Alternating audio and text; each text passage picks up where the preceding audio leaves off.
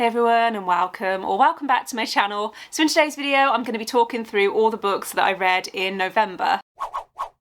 So it is officially December at the time that I'm filming this video. I've got my Christmas jumper on, I'm feeling festive and I am excited for the month because it's my birthday and then it's Christmas. So yeah, really excited at the moment for this month. But one thing I have not been excited about is filming this wrap up. I was actually talking about this on Twitter earlier because I read 13 books in November and I know from past experience that when I read over 10 books in a month, it takes me a really long time to film my wrap-up. So I think that this month what I'm going to do is I'm still going to talk about all of the books that I've read, but some of them I might just skim over because a few of the books that I read in November were for reading vlogs, and one of those reading vlogs is live, or two of those reading vlogs are now live, but one of those reading vlogs is coming in December and I don't want to spoil the surprise. So yeah, I hope that's okay. And also actually a lot of the books that I read in November I really loved, and so I'm probably going to talk about them in my best books of the year videos, which are coming probably towards the end of December or start of January, and so I don't want to feel like I'm talking about the same books over and over again, if that makes sense. There was only one readathon that I was sort of taking part in November, and that was the Read Your Damn series-a-thon, which is hosted by Joanna from Joanna Souza, and that is a readathon that's all around reading series and continuing series. So I did actually end up continuing quite a few series in November, which is obviously good because I have a habit of starting series and then not continuing them. So it's always good when I actually get to do that. But I think that actually what I'm going to do is I'm going to start with the books that I haven't yet mentioned in reading vlogs. So one of the first books that I read in November was Next of Kin by Kia Abdullah, which is a crime courtroom thriller. It basically follows two sisters, so two families, where one of the sisters has, I think it's a 3-year-old son. The opening chapter for this is really harrowing, I think is the main word that I would use to describe it, because you learn that the aunt of this little boy was meant to drop him off at nursery this one morning, however she didn't, and it's the hottest day of the year. And so the first third of this book really looks at the grief that this family goes through. I listened to the audiobook and I did think that the two narrators did a really good job of bringing the emotion, because it was really difficult to listen to, and I don't have kids, and so I can't even imagine what it would be like to be a parent going through that situation. Then the rest of the book follows the court case, so the police begin to suspect that this wasn't an accident, and I gave this book 4 stars. This is actually the second book that I've read by this author, and they're definitely an author that I want to read more from. It was almost a 5 stars, however there was a very specific reason why it didn't quite get the 5 stars from me, and that was because the plot of this felt very similar to an episode of a TV show that I watched when I was like 15 or 16, and as I was reading it I started to notice that it was very similar, and actually a lot of the twists in this book were identical to this TV show, and so I found it predictable, but I wouldn't say that it was predictable, if that makes sense. I think it was just a case of the stories were so similar that I was able to work out what was actually going on. There were a few twists towards the end actually though that I didn't quite see come in, and this is one of those thrillers where I think that if I'd read it without having that prior knowledge, then I would have thought that there was too many twists, but actually I quite liked that there were a few more twists that I wasn't expecting, because I had already guessed a few of the twists. Like, I don't know if I'm making any sense, but yeah, I enjoyed this one. Although enjoyed is probably the wrong word. I would say that if you're okay with the subject matter and you like courtroom thrillers, then I thought that this was well written. I also this month started listening to the audiobooks for the Georgia Nicholson series by Louise Rennison. So this is a YA contemporary series, and it was one of my favourite series when I was growing up, and I noticed that all the audiobooks are available on Scribd, and so I thought I would just give them a go, because I think each audiobook is literally about 2 or 3 hours long. It follows a teenage girl called Georgia Nicholson, who I think is 14 at the start of the first book, and there's not really much plot. It basically just just follows Georgia, and it's a coming of age story. So you see her and her friends, and all about school and all about boys. And yeah, it was a series that I absolutely adored when I was 14, 15, so a similar age to the characters. However, I would not recommend this series because it has not aged well. The first book came out in, I think, 1999. I think I've got as far as the third book at the time that I'm filming this, and even though it's given me that nostalgia feeling, I have felt really uncomfortable at certain points in this book, and it has made me really, really cringe at times as well. So just something that I wanted to mention. If, like me, you loved this series when you were a kid and you've been thinking of rereading it, I wouldn't say that it's ruined the series for me, but also I fully acknowledge that this series would not be published today, at least not without a lot of revisions. Also this month I read both The Subtle Knife and The Amber Spyglass by Phillip Pullman. I actually listened to the audiobooks for this. I feel like November was a really nostalgic month for me because this was another of my favourite series when I was a kid. This is a middle grade or YA fantasy series that's set in a world where all humans have something called a demon, which is basically an animal companion that lives outside their bodies, that is part of their soul. And yeah, the world does open up quite a lot from there, especially from the second book onwards, and it was really interesting reading the series as an adult because there was a lot of content that I did not comprehend when I was a kid. So there's a lot of religious content in this. I know that the author is an atheist, and you can tell with this series because wow, I did not pick up on a lot of the stuff in this book or this series when I was a kid. When I was younger, I'm pretty sure that The Amber Spyglass was my favourite in the trilogy, but reading this as an adult, I'm going to say that The Subtle Knife was my favourite. I really liked the settings in this book. I feel like with this book there was a lot that was crammed into it, and it kind of jumped around quite a lot, and so it wasn't confusing, but it was very jarring in places, and I felt like the pace was really, really slow at times. And so there were some big chunks in this book where I found myself feeling a little bit bored, but I liked The Subtle Knife. I did also really enjoy the audiobooks for this series because they're narrated by the author, but then you also have voice actors who do the dialogue. So you have different voice actors for the different characters, and I thought that that worked really well. I do generally like audiobooks when they're narrated by a full cast. So yeah, I think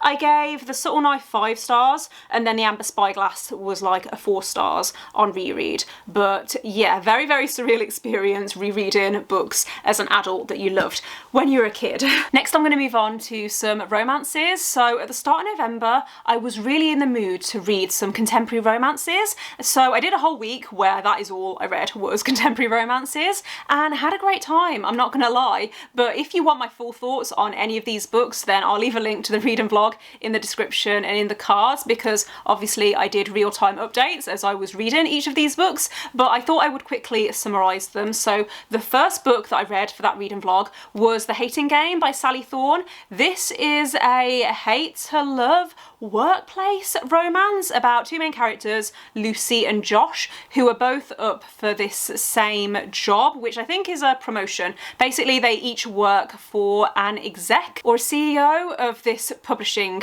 company. I feel like I've done a really bad job of explaining that, but basically, yeah, these two characters hate each other, but over the course of the book, you find out that maybe they don't hate each other as much as they initially thought. This is actually being turned into a movie, which I think Lucy Hale is playing the main character, and I definitely want to see the film when it comes out, because there were parts of this book that I liked, but then there were also parts that I didn't like. I think I settled on 3 stars as my final rating because I didn't hate it, but also I was expecting a lot more from this. I liked the chemistry between the two main characters, but I really struggled to root for them to get together because the main character Josh did something that I just didn't like. I can definitely see why a lot of people love this book, and I think that if you like the hate to love trope, then I would still recommend it, because I did think that that was done well. It just didn't 100% work for me personally, which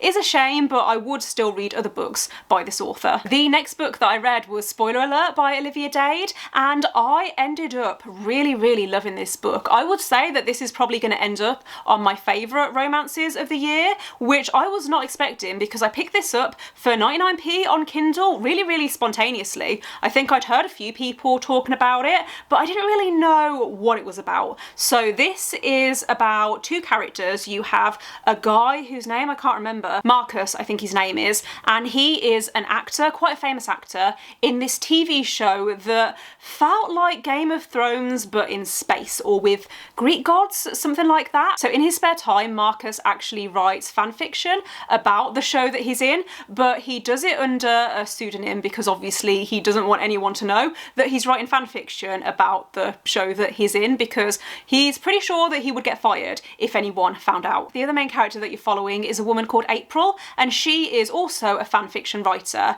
and her and Marcus have built up this friendship through this forum for the past few years, but April has no idea who Marcus really is, and through a series of events they end up going on a date together. So April ends up going on a date with Marcus the actor. Marcus knows who April is, he eventually works it out, but she doesn't know that he is actually this guy that she's been talking to for the past few years. I was a little bit nervous going into this book because I don't usually like it when one main character in a romance lies to the other main character. However, I didn't mind it in this one, and I think it's because the two main characters are older than characters that I usually read about in romance books. So April and Marcus are both in their late 30s, and I did find that there was this certain level of maturity throughout this book where the characters were actually communicating with each other, and I really appreciated that. I gave this 5 stars, by the way, just in case that wasn't obvious, and I think it is one of my favourite romances of the year. I know that there's a companion novel that came out, I think, earlier this year that I am also really interested in reading, because I think that that follows one of Marcus's co-workers who I did quite like in the first book, so definitely want to try and pick that up next year. The next book that I read was Hang the Moon by Alexandria Bellefleur, which is technically the second book in a series, but it's a companion novel, so you don't have to have read the first book to read the second book. I have actually read the first book in this series, which was Written in the Stars. I read it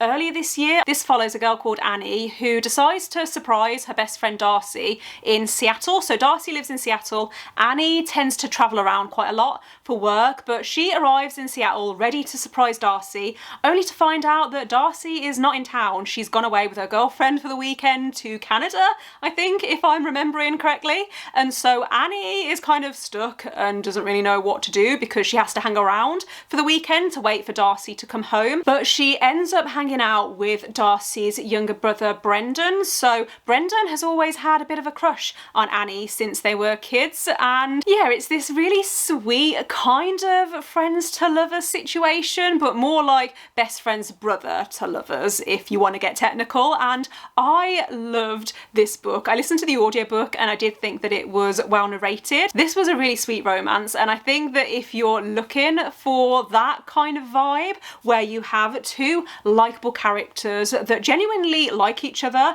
and that want to get together but there's very real obstacles in their way, then I would recommend this one. There are quite a lot of steamy scenes which because I was listening to the audiobook, I got to one part and I had to pause it because I was in a coffee shop at the time and I was feeling a little bit awkward. I think the main reason it didn't quite get 5 stars was because it started to feel a little too sickly sweet for my personal taste, but I definitely want to read the third book in this series, which I think comes out next year, and that follows a side character from the first 2 books, and I think that that is a female-female pairing again. So the first book in this series was a female-female romance. This is a male-female romance where one of the main characters is bisexual, and then the third book I think is female-female again, where both characters are pansexual. So yeah, really good LGBTQ plus rep in this series as well. Next I read The Love Hypothesis by Ali Hazelwood, which I was really excited about but also really nervous about because I know how much hype this book has had, especially on TikTok, and I've seen quite a few of my friends reading it and giving it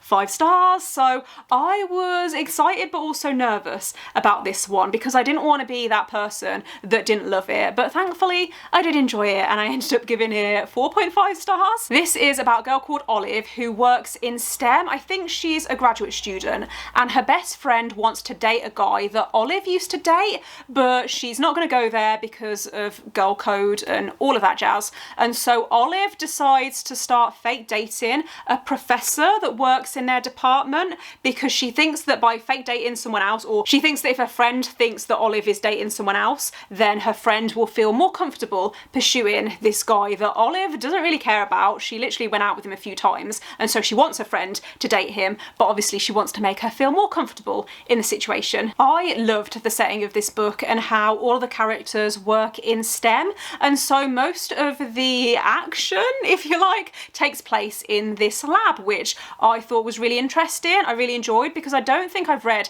many books, and especially not any romance books, that have that setting. This is one of those books where I think you could easily read it in one sitting if you wanted to, because once I started reading it, I did not want to put it down. The only reason that I didn't feel like I could give this a full 5 stars is because the main character annoyed me at times. So I did generally like Olive as a main character, but there was a point in the book where she made this assumption about something, and then it kept coming up, and it made me feel really frustrated because I couldn't see how she'd made that assumption, and it just didn't make a lot of sense. Otherwise though, this was really, really cute, and I'm so glad that this did live up to the hype. I think that if you like the fake dating trope and you haven't read this book yet, then I would definitely recommend it. The next few books that I read are books that are continuations in series, so I'm not going to talk about them too much because I feel like I will have more to talk about once I actually finish these series. But the next book that I read in November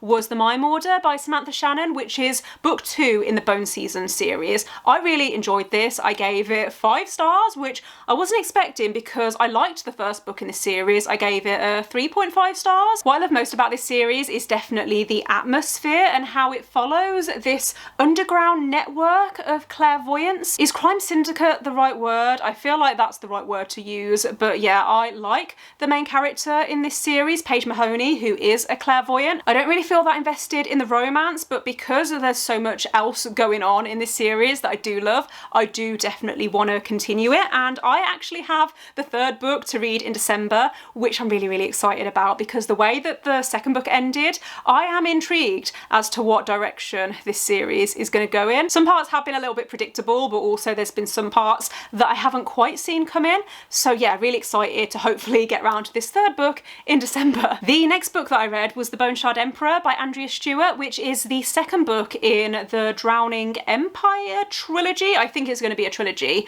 but the 1st book in the series is The Bone Shard Daughter, which introduces you to this world where you have bone shard magic. So the emperor of this world uses bone shards to create these animal-like constructs, and they help him to maintain the law and order. There's a few different perspectives that you're following, but the main character is the emperor's daughter, Lynn, who has issues with her memory, and her father has turned around to her and said that unless she can remember how to use bone shard magic, then he's not going to recognise her as his heir. The other main character that you're following is a smuggler called Jovis, and he ends up getting mixed up in this rebellion because there's a lot of people within this world that don't like the way that the emperor is currently running things. What I like most about this series is definitely the magic system, and I do generally like the atmosphere of this world. However, there's something about this series that is stopping me from giving it 5 stars, and I can't work out what it is, because I like the characters, and I especially like how there's the animal companion trope in this series, which is so cute. Like, I love that. That is probably actually my favourite thing about this series, other than the world building and the magic system. I'm a sucker for an animal companion, I'm not gonna lie. But yeah, I think I gave the 1st book 4 stars and I gave the 2nd book 4 stars, but I think they're more like a 3.5 stars, which 7 out of 10 is still a great rating, and I do have high hopes for the last book in this series, because I think that what this series does really well is that it surprises you. So the 1st book, when I got to the ending, I was not expecting certain things that happened towards the end of that book. I do think that the reveals have been really, really good, and so that is something that I have enjoyed. But yeah, it's a shame that this isn't quite getting that 5-star feeling, but I have enjoyed it still, and I would recommend this if you're looking for a unique fantasy. It also has a lot of LGBTQ+ rep, which I really like, because the way that the society in this world has been constructed is that there's no prejudice, and so it's just assumed that people are going to be with who they want to be, and I really liked the attitudes that were woven in to this society. I thought that that was done really, really well. The final book that I'm going to talk about in this wrap up is Valour by Gwynne, which is the second book in the Faithful and the Fallen series. I have enjoyed this series so far. I think it's sitting around a 4 stars for me overall, because the first book I did find that it was quite difficult to get into because there's so many characters and it was quite slow paced, I think, in the beginning. But with this second book, I feel like I know the characters now and I know what to expect with this series. So it's an epic, adult, high fantasy series that's set in this world where there's this prophecy that there's going to be this battle between good versus evil, and I really like the way that it's building up, and I really like the epic battle scenes and the epic fight scenes in this series. I think that that is something that Gwynne does write really, really well, because they feel very cinematic. It's almost like I'm watching a movie when I'm reading these books. And so I have already started Ruin, I think is what it's called, the third book in this series. I've only read, I think, the first five chapters. I am struggling. You can tell I'm getting to the end of the video, but yeah, I have enjoyed this series so far. I was hoping to maybe finish it before the end of the year, but at the pace that I'm reading it, I don't think that that's going to happen. I am still aiming to finish the third book by the end of the year,